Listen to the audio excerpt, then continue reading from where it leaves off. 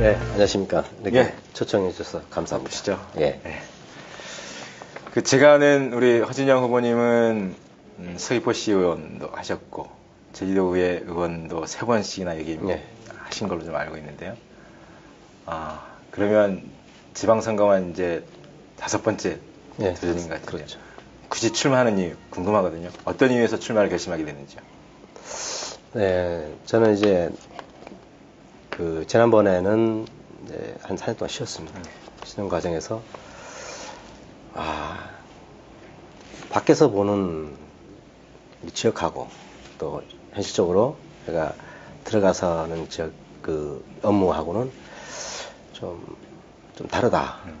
그리고 4년 동안에 추진했던 일들이 추진이 안 되다 보니까 지역분들한테 많이 허되게 욕을 많이 들었습니다. 그래서 이제 특히 또 지역경제, 또 1차 산업, 여러 가지 분야에서 굉장히 우리 지역에 다른 지역에 비해서 많이 집체되고 있는 반면을 보면서, 이건 아니다.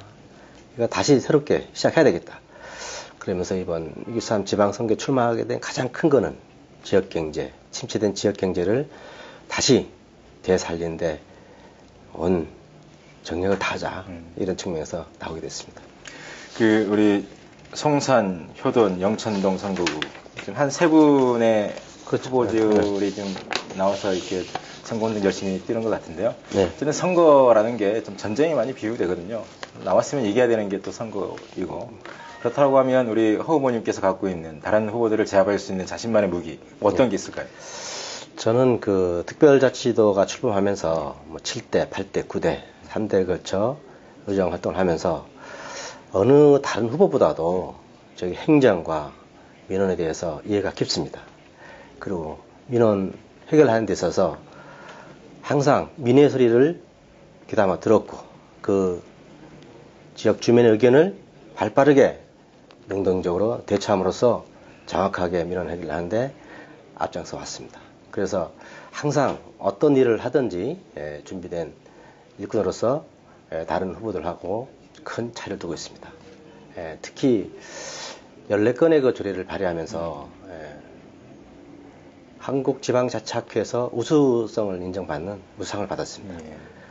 저만의 노하우가 뭐냐면 그런 부분들이 학계에서도 인정해주는 그런 일꾼이다라는 것을 저는 자부심을 갖고 있습니다.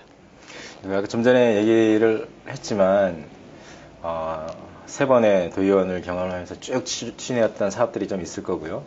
지역 주민들하고 약속했었던 공약들도 있을 건데 최근 4년이죠. 지난 4년의 의정활동을 안 했기 때문에 그런 앞서 쭉 진행했던 사업들이 좀 멈추거나 더디거나 그런 상황이 좀 많이 발생하셔서 출마를 결심하셨다고 얘기를 했는데, 만약에 허 후보님이 만약에 당선된다라고 하면 해당 지역구 어떤 모습으로 탈바꿈 될 수 있을 것 같습니까?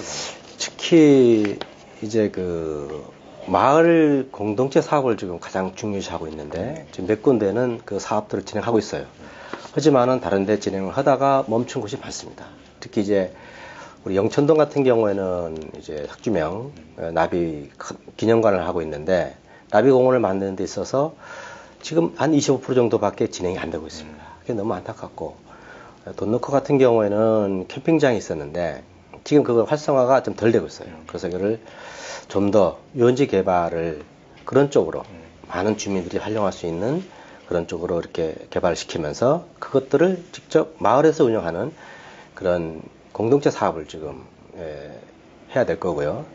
그 다음에 이제 성산동 같은 경우에는 문화의 거리하고 유토피아 거리가 가면서 중단됐어요. 사업을 굉장히 많이 투자했는데 몇십억 투자했는데 이거를 또 이제 이중석 거리하고 연결이 되다가 끊겼습니다. 그래서 이것을 또 젊은 허가의 길이라는 어떤 테마를 걸고 이중석 거리하고 우리 자구리 해안 그리고 문화의 거리 이거를 복합적인 문화 테마도 이렇게 만들어야 될 부분이고, 특히 우리 지역 같은 경우에는 이제 서귀포 항일 이제 접해 있어서 어민들이 소득이 굉장히 힘듭니다, 요즘.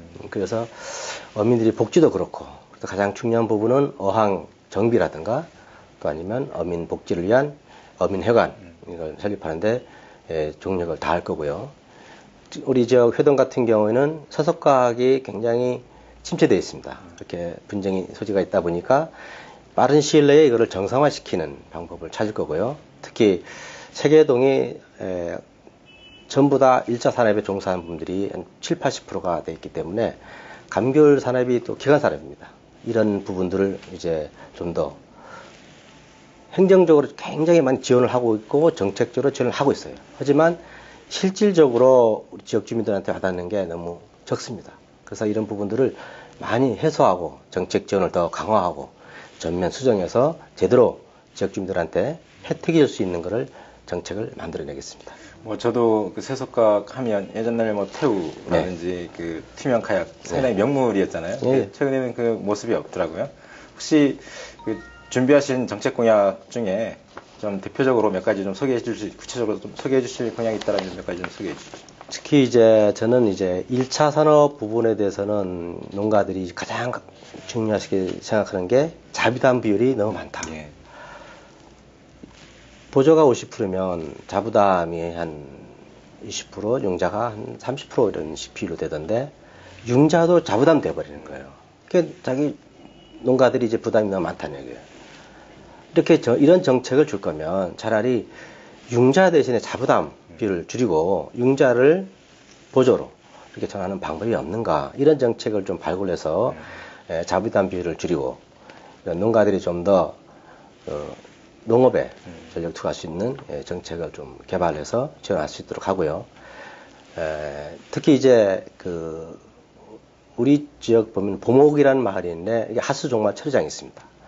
하수 처리장 시설이 지금 30년 다 돼가는데 아주 노후화되다 보니까 바다 오염도 지금 일조하고 있고 또 지역에서도 그 민원도 많이 생기고 있는데 도에서 지금 해주겠다 그러면서도 적극적인 행동을 안 보이고 있는 거예요. 그래서 제가 이제 당선이 되면 우선 가장 이런 주변에 있는 환경을 이용한 이런 시설들을 친환경 테마파크로 만들어서, 거기는 올레길하고 연결된. 그렇죠. 예, 올레길로 연결됐고 섭서목 바로 앞에 있는 지역이라서 굉장히 해안경관이 아름답습니다. 그래서 이 지역을 친환경 테마파크를 조성해서 마을 사람들이 직접 여기를 운영할 수 있는 공간도 만들고 또 제대로 하수처리할 수 있는 그런 큰 그 테마파크형 하수처리장, 직접 사람들이 가서 살 수도 있고 즐길 수도 있고 애들이 피크닉 가서 거기서 활용할 수 있고 직접 환경 체험할 수 있는 공간을 만들어서 사람들이 오가는 그런 환경 시설이 돼야지 다 혐오하는 시설 되면 안 된다 싶어서 그런 쪽에 많이 지원을 하겠습니다. 예. 우리 유권자들 만나면서도 하실 얘기 참 많을 것 같은데 좀 공간이 좀 제한적이고 좀 그랬을 것 같습니다. 아침 일찍부터 유권자들 만나면서 거리 인사도 하고 그 시간들 많이 넓혀가고 있지만 그래도 이제 앞으로 선거 기간이 한 20일 정도밖에 안 남았거든요. 유권자들에게 하고 싶은 말 많은데 농축해서 마지막으로 우리 유권자들에게 하고 싶은 말 한번 해주시죠. 네, 저는 지역구의 토박이로서 지난 4년 동안의 삶의 터를 돌아다니면서 지역민들의 소리를 귀 기울여 왔습니다. 우리 지역의 지역 경제가 너무 침체됐다. 또 추진했던 사업들이 안일하게 방치되고 있다. 이런 얘기를 많이 들었습니다. 저는 우리 지역 경제 침체된 것을 다시 한번 되살리는데 모든 정책을 쏟아놓도록 하겠습니다. 우리 모두가 경험했다시피 최근 4년 동안 송산, 효돈, 영천 지역은 제주도 어느 다른 지역의 경제 발전에 비해 낙후되고 소외되고 말았습니다. 저에게 있어서 이번 6.13 지방선거는 시급한 지역 경제를 되살리기 위한 주민의 바람의 명령이라고 생각합니다. 따라서 혈혈단신, 백이종을 절박한 심정으로 우리 송산과 보목, 신여, 화여, 토평, 상여, 보보천, 돈내코 주민들과 함께 우리 지역에 더 큰 변화를 반드시 이루어 내겠습니다. 경험이 깊이를 다른 확실한 선택, 허진영입니다. 감사합니다. 예, 수고하셨습니다. 네. 네.